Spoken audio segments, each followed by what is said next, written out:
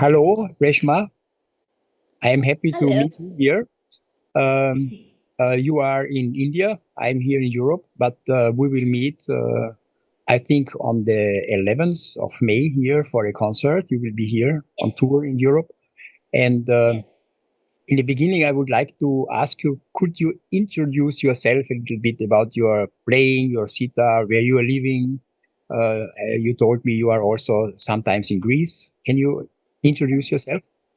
Yeah. Well, my name is Reshma, and I am from India. I am from Allahabad. It's a beautiful city. It's a small little city, but at the same time, it has a very strong value about knowledge, about music. And then there is another real big thing, which is called Kumbh Mela in India, which is every 12 years, and people come and take a dip in the river Ganges. So that's the place where I am from.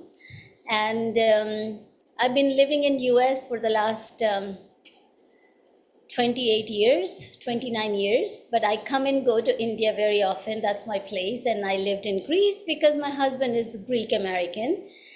I started sitar quite young actually, because the music is in my family. My father was a very renowned author and tabla player and professor at the university. My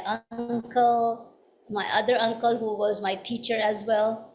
So I wouldn't say that I had no choice to start, because it was my choice to start. But at the same time, I had no choice but to learn music, and I learned it. So I've been playing from the time I was 6, 7 years old. And don't ask me how long, because then you will know my age. And why will I tell my age?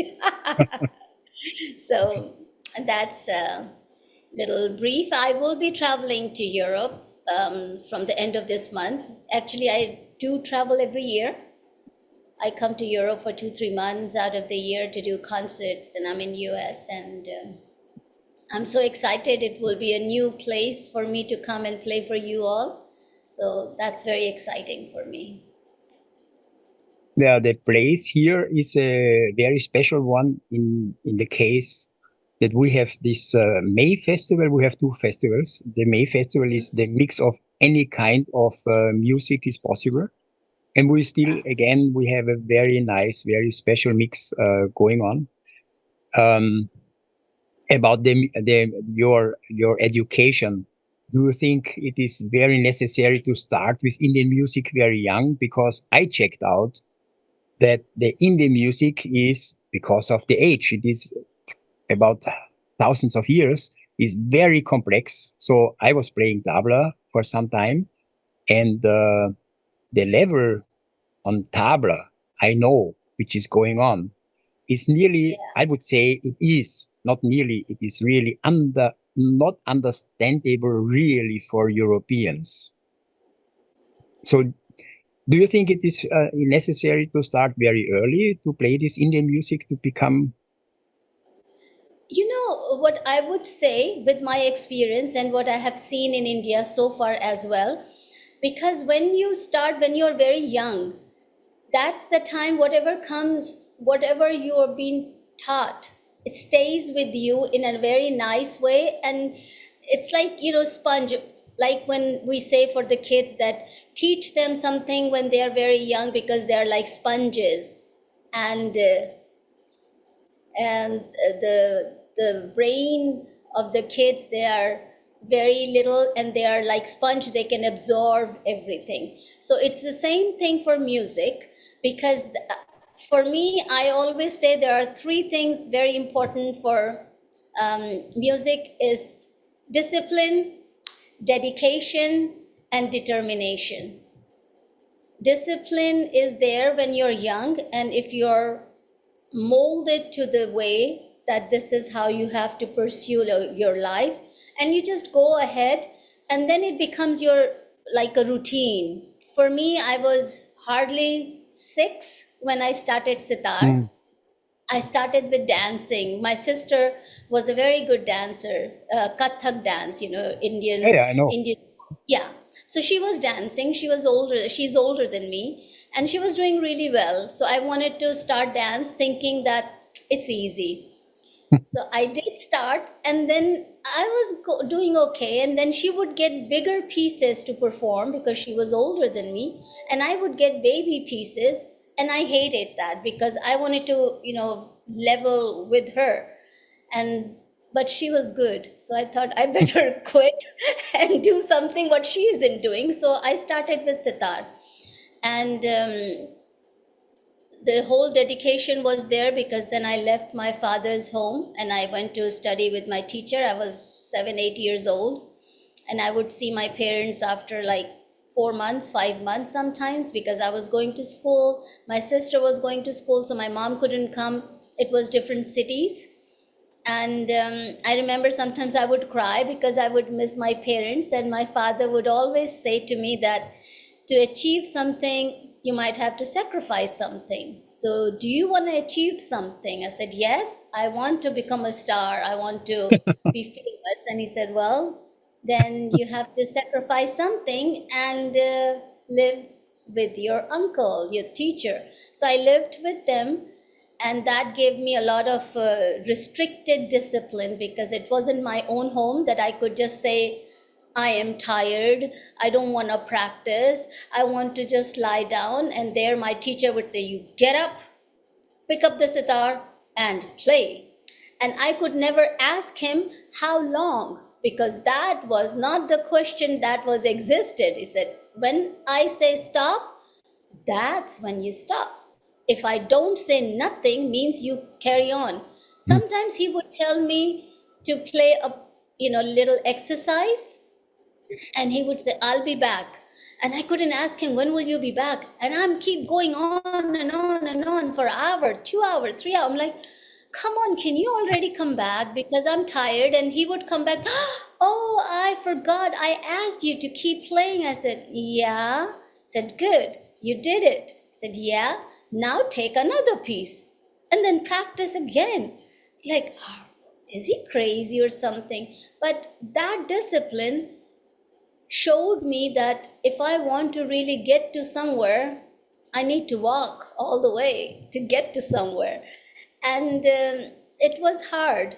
But as I said, because I was very young and I had no courage to talk back, I had no idea that I could say no, and I did it. So in India, basically, if you see a lot of artists, and if you read about them, most of them started out very young because that time they had a lot of energy. I could sit. I used to practice 8 to 10 hours like this, really nicely. I would get up at 4, 3:30, 3:45 in the morning. 4 o'clock, I start till 8. Get ready, go to school, do my homework, come home. 4 o'clock, take the sitar, 8, practice, eat, and sleep. That was my whole routine, and I was happy. So it's easier to start early. You can fix your fingers really the right position because they are very soft. So especially like when you're playing tabla, so your fingers has to be, like this. And when they're very, very delicate and soft, you can just give them the right position very easily, rather than when we're having a little bit, like harder bones and all that.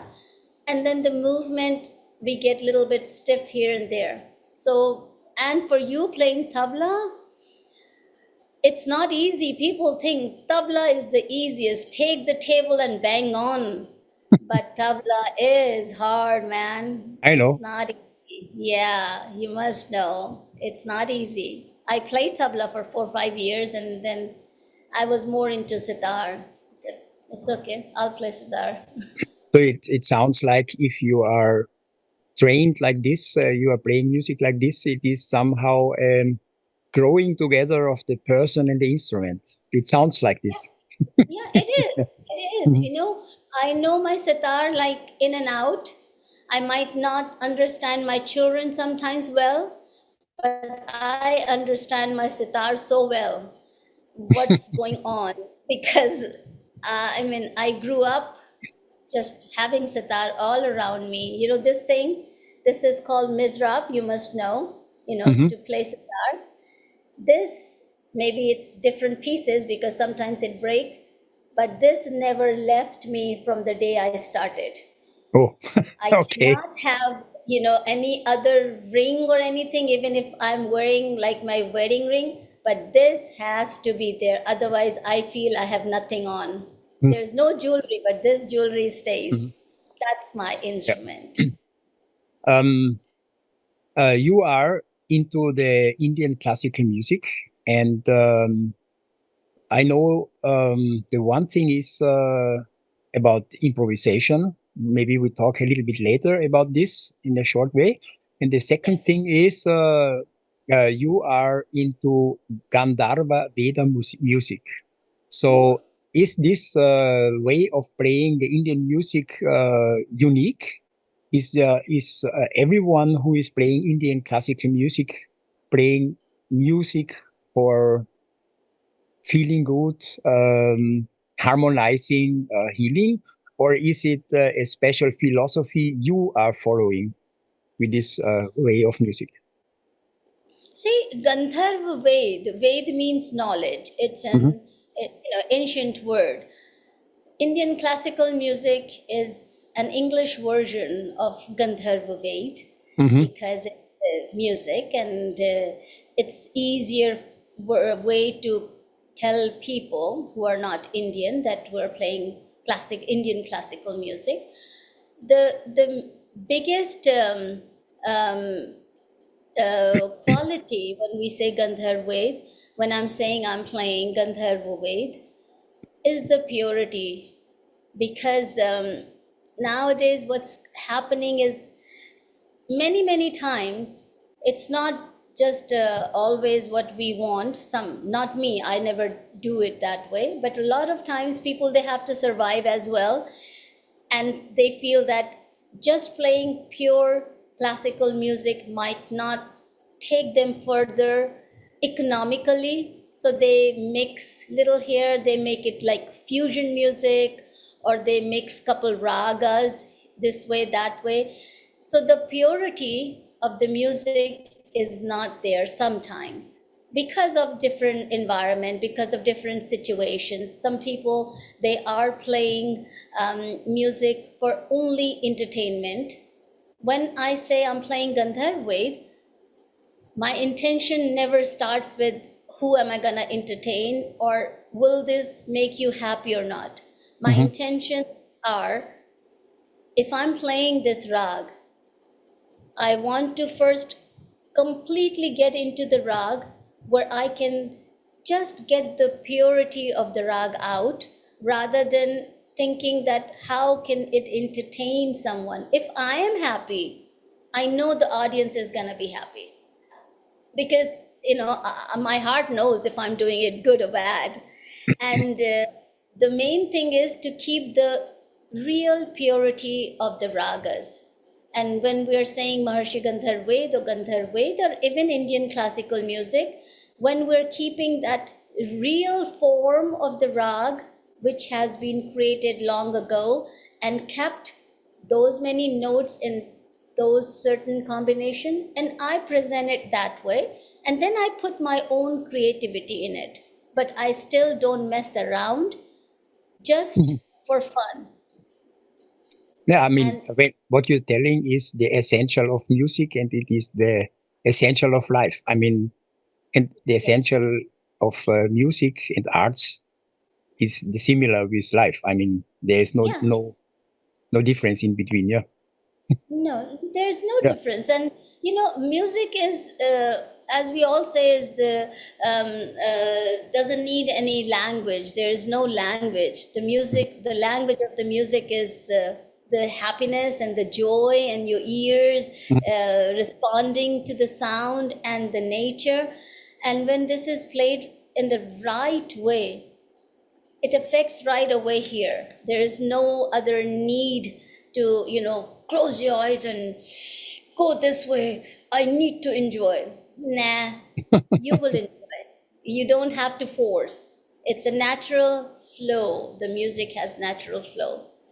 and then it gives you inner peace, and it gives joy and happiness. Many times people said that when you listen to Gandharv Ved, a lot of social stress dissolves.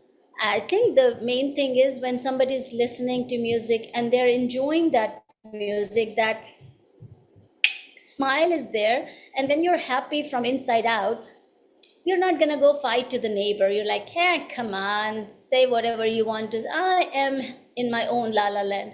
And then the social stress is not there. So that's the beauty of Gandharv Ved. Now, the development, especially in Europe and in the States, is a little bit different because it's getting more and more this commercial way, and depending on clicks or the number of auditorium, so it changed completely. So it is also a moving away from the center of life somehow. It is also very heavy to talk here in Europe about art. What is art? What does it mean? It is nearly not possible to have a clear meaning about it. Yeah. So the one thing I also wanted to ask you, we do the interview not that long, so for me very interesting, very novel what you are talking about. The last thing is about improvisation. I know that we had a trio, or we have still a trio, Mukti trio called. We had once this trio with the South Indian musician, and then with the North Indian. And for the European, it was like this, very obvious that in South India, they are more in this Karnataka, very clear rhythm stuff. In North India, it is very open for improvisation. Yes. And it was it was very obvious. And so we went on with the North Indian violin player, Anupriya. So we have in this festival, you will play on Saturday 11th, but on the 12th, we do free playing at noon, 12 o'clock, a matinee, we say. And I know you have time for, let's say, 30, 40 minutes in the beginning, from 12 to 1. So it seems that you will also improvise with some musicians. Yes. What do you think about improvisation, the meeting, for example, not only with Indian musicians, but also with European musicians, with jazz musicians, etc.? Well, see, the music, I said, there is no boundary for language or anything. Music means notes and sound and rhythm and joy, happiness, and just getting along. So when we're playing music with other instruments as well, it's like the instruments are talking to the other instrument via you. I'm just the middle person to explaining and expressing what my sitar wants to tell to the other violin. And it's a very beautiful conversation between two musicians.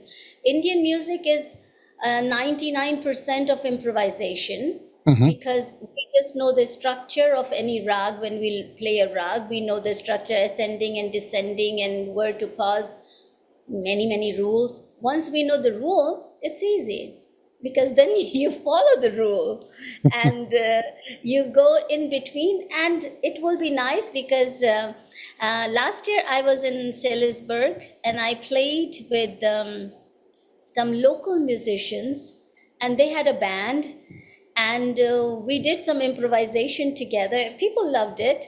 And the musicians were very happy because they got to, and they were telling me, you can teach me a small baby rag and we can improvise within those notes, and it would be a challenge. And it was a challenge for them, because when you're not restricted, then you have a different kind of ease to play. In our music, we have a lot of ease, but with a lot of restrictions, because we just stick with the boundary. And I think because of the beauty of improvisation, and because this is how we play the whole thing anyways, it would be something beautiful on the 12th, because there will be other music happening, and then you blend in with that and see where you stand.